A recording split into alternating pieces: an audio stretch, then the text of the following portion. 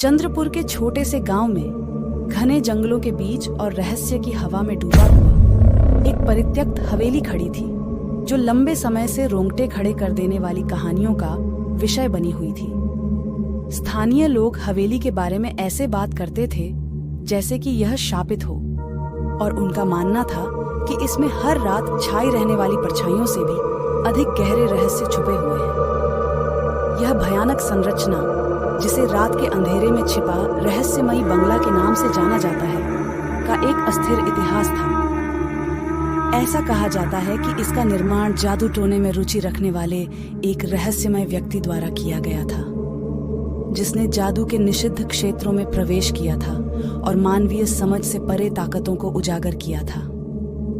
जैसे जैसे कहानी आगे बढ़ती है, हवेली अकथनीय भयावहता का स्थान बन गई, जिसने इसकी दहलीज को पार करने का साहस करने वालों की आत्माओं को फंसा लिया। एक तूफानी रात में गांव के साहसी युवाओं के एक समूह ने रहस्यमयी हवेली का पता लगाने का फैसला किया, जो छुपे हुए खजानों और अलौकिक मुठभेड़ों की बात करने वाली फुसफुसाहटों से प्रेरित थी।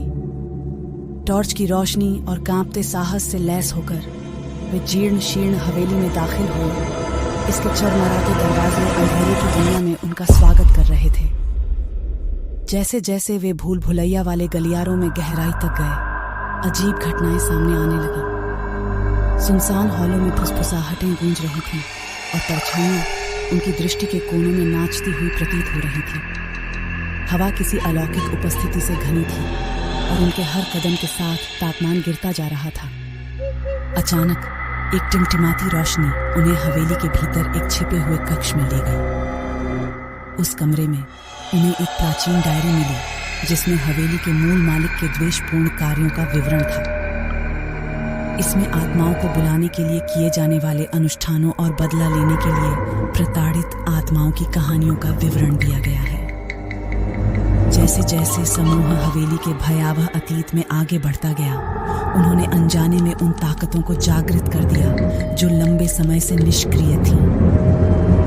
गलियारों में अलौकिक कराहें गूंजने लगीं और उनकी आंखों के सामने भूतिया दृश्य साकार हो उठे। जब समूह को एहसास हुआ कि वे अकेले नहीं हैं, तो दहशत फैल गई।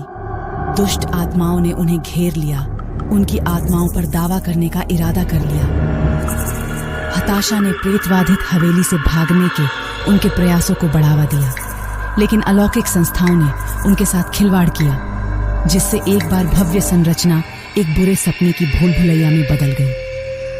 प्रत्येक कोने में एक नया आतंक था और समूह ने खुद को अलौकिक आतंक के जाल में फंसा हुआ पाया।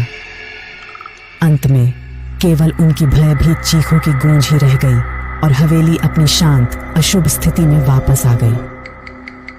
ग्रामीणों ने, जो पहले से ही शापित निवास से सावधान थे, समूह के दुर्भाग्यपूर्ण उद्यम को देखा और इस एहसास से कांप उठे कि कुछ रहस्यों को अबाधित छोड़ दिया जाना चाहिए था। कहीं ऐसा न हो कि रात के अंधेरे में रहस्यमयी बंगला रहस्यमयी आत्माओं का दावा करना जारी रखे।